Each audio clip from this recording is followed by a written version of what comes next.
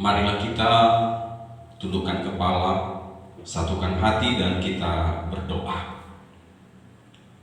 Ya Tuhan, Allah yang kami sembah dalam nama Yesus Kristus, hari ini adalah hari perhentian umat-Mu, hari di mana kami beribadah, berbakti kepadamu.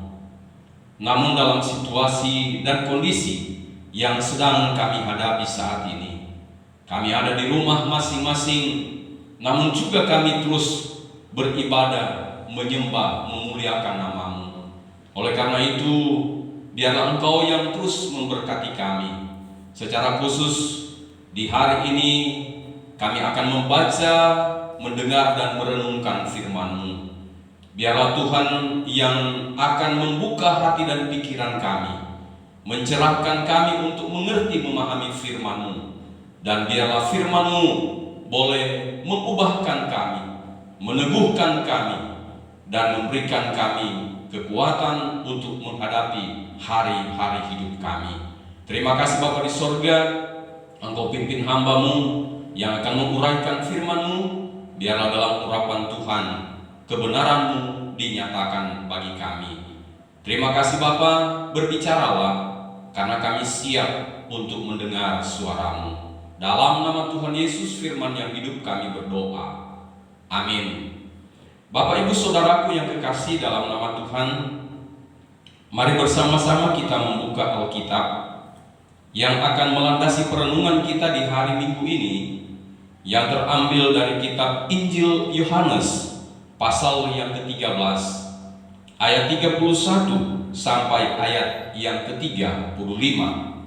Injil Yohanes 13 ayat 31 sampai ayat 35. Lembaga Alkitab Indonesia memberi judul Perintah Baru. Demikian lengkapnya firman Tuhan berbunyi. Sesudah Yudas pergi, berkatalah Yesus, sekarang Anak Manusia dipermuliakan dan Allah dipermuliakan di dalam Dia. Jikalau Allah dipermuliakan di dalam Dia, Allah akan mempermuliakan Dia juga di dalam dirinya, dan akan mempermuliakan Dia dengan segera. Hai anak-anakku, hanya seketika saja lagi aku ada bersama kamu. Kamu akan mencari aku, dan seperti yang telah kukatakan kepada orang-orang Yahudi, ke tempat aku pergi tidak mungkin kamu datang. Demikian pula aku mengatakannya sekarang juga kepada kamu. Aku memberikan perintah baru kepada kamu, yaitu supaya kamu saling mengasihi. Sama seperti aku telah mengasihi kamu, demikian pula kamu harus saling mengasihi. Dengan demikian, semua orang akan tahu bahwa kamu adalah murid-muridku, jikalau kamu saling mengasihi. Demikian jauh bacaan firman Tuhan hari ini. Saudara-saudara, tema renungan kita di minggu ini adalah hidup yang saling mengasihi. Kasih adalah inti dari kekristenan. Namun demikian saudara, kasih bukan hanya sekedar ajaran yang perlu dimengerti, yang perlu dipahami. Namun lebih daripada itu, yaitu bahwa kasih harus menjadi kasih yang nyata. Dan bila kasih itu menjadi nyata atau dinyatakan dalam tindakan, maka itulah yang disebut kasih. Saudara, mengapa demikian? Sebab bila kasih hanya sebatas pengajaran, maka akan sangat mungkin orang yang sangat paham dan bahkan sangat ahli dalam hal pengetahuan tentang kasih, tetapi tidak mampu, bahkan tidak mau melakukannya. Saudara, ada contoh dalam Alkitab, yaitu ketika Yesus menyampaikan perumpamaan tentang orang Samaria yang baik hati.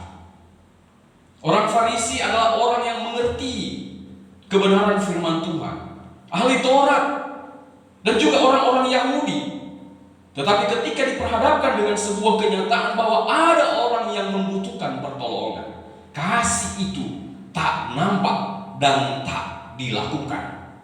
Sebaliknya, saudara, ada seseorang yang berasal dari Samaria yang kemudian tahu tentang kasih, tetapi kemudian juga dia melakukannya dengan baik. Dan karena itu Yesus memujinya, Yesus mengacungkan jempol baginya, dan Yesus memberikan pujian baginya. Itulah sebabnya, saudara-saudara, kasih yang kita pahami, kasih yang kita mengerti, kasih yang kita tahu, kita harus lakukan dan kita harus terapkan dalam kehidupan nyata setiap hari. Kasih yang demikian adalah kasih yang bermakna.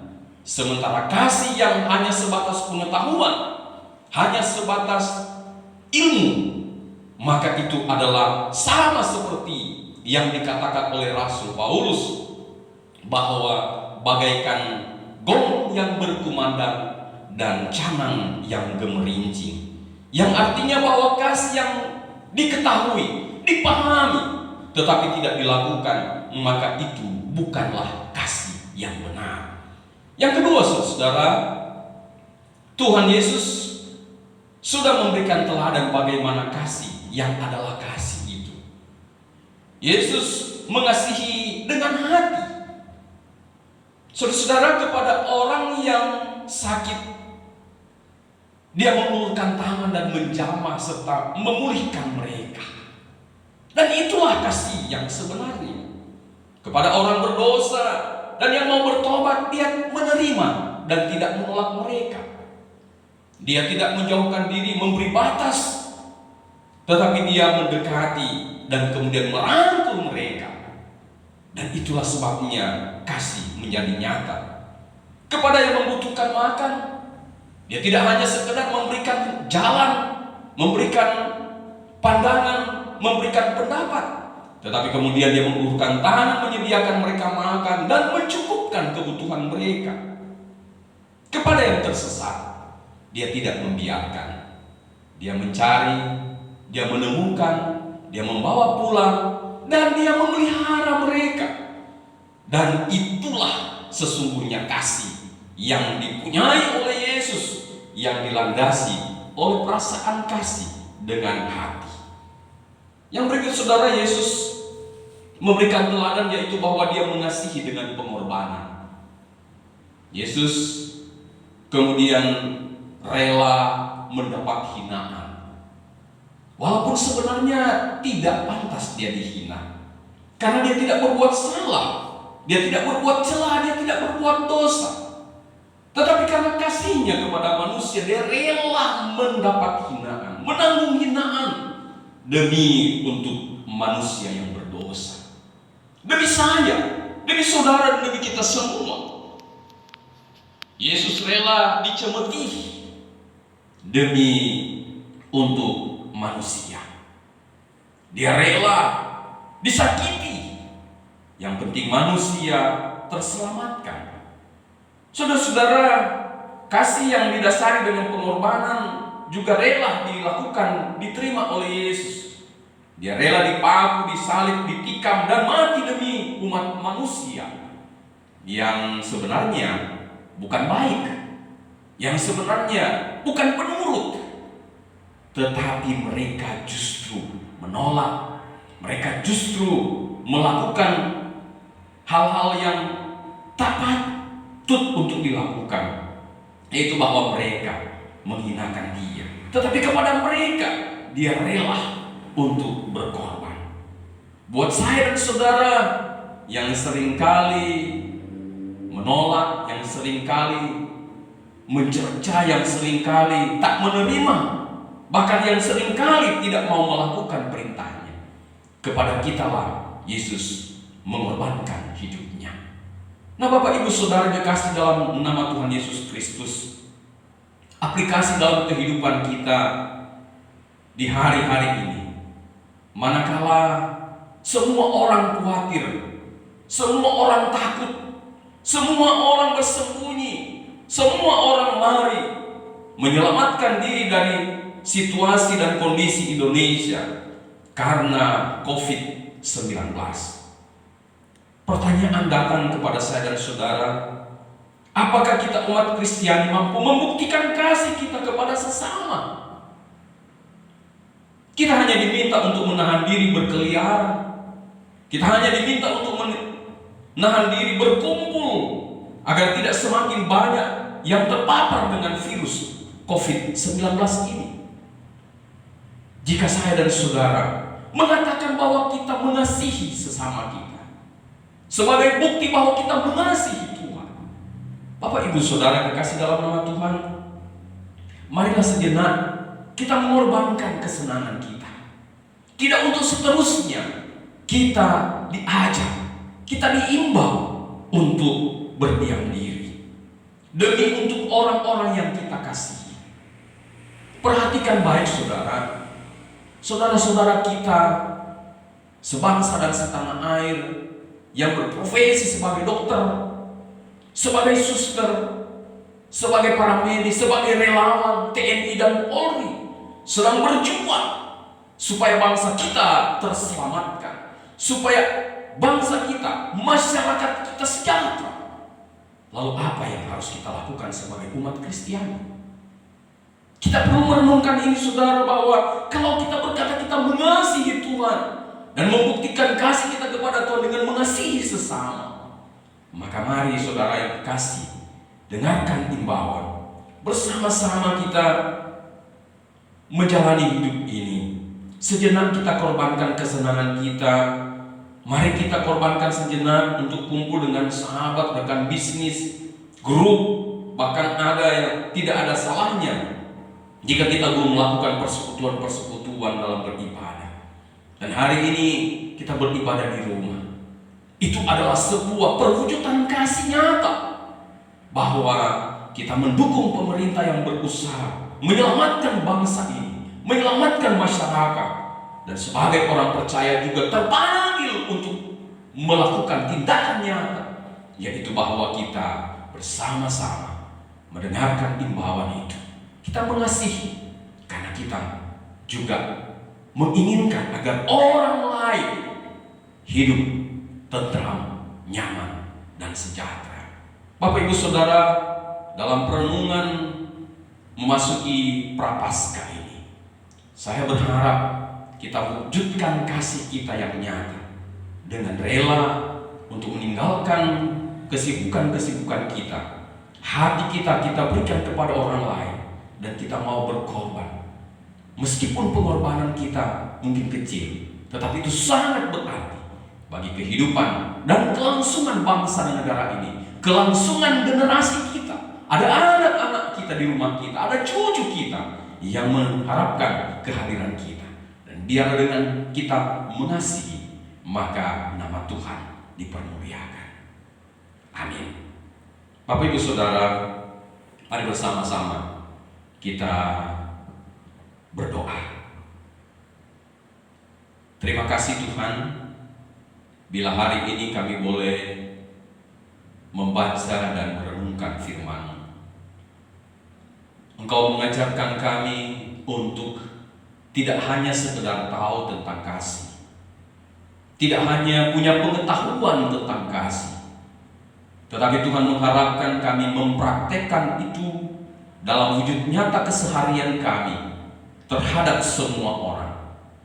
Bapa, di tengah-tengah kegalauan bangsa kami dan bahkan dunia ini terhadap merebaknya virus COVID-19, kami sudah belajar Tuhan bahwa kami pun perlu untuk mengimplementasikan kasih kami kepada semua orang.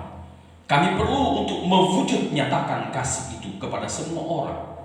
Dan biarlah Tuhan kami belajar menahan diri terhadap semua kesenangan dan kesukaan kami untuk berdiam, untuk berkumpul, dan kami boleh tinggal di rumah kami.